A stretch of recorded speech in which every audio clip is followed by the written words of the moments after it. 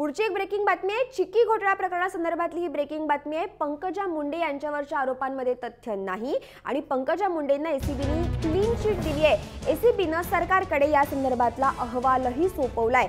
चिक्की घोटाळा प्रकरणामध्ये महिला कल्याण आणि बालविकास मंत्री पंकजा मुंडेंना क्लीन चिट मिळाली आहे। या संदर्भातली फाईल लाचलुचपत प्रतिबंधक विभागाने बंद केली आहे। तसा अहवालच एसीबी कडून मुख्यमंत्र्यांकडे सोपवण्यात आलाय। चिक्की खरेदीमध्ये तब्बल 206 कोटी रुपयांचा घोटाळा झाल्याचा आरोप पंकजा मुंडेंवर होता। यावरून विरोधकांनी पंकजा मुंडेंच्या राजीनाम्याची मागणीही केली।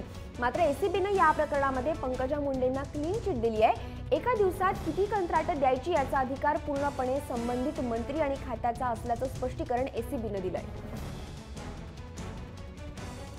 दरम्यान चिक्की घोटाळा प्रकरणी झालेले आरोप आणि त्यावरचे एसीबीचं स्पष्टीकरण काय आहे ते आपण पाहूयात ग्राफिक्सच्या माध्यमातून। आक्षेप क्रमांक 1, अंगणवाडीसाठी एका दिवसात 24 कंत्राट का दिली? यावर एसीबीचं स्पष्टीकरण आहे, असा नियम नाही, तो मंत्र्याचा किंवा विभागाचा अधिकार आहे। आक्षेप क्रमांक 2,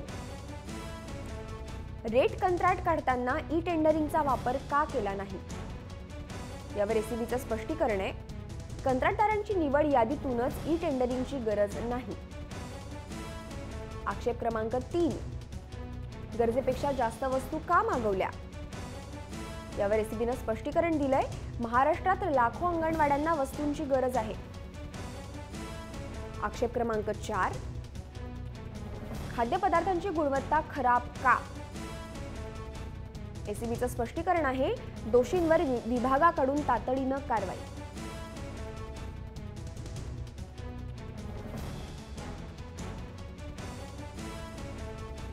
तर एसीबीने पंकजा मुंडेंना चिक्की घोटाळा प्रकरणी क्लीन चिट दिली आहे। या संदर्भातला अहवाल एसीबीने सरकारकडे सोपवलाय।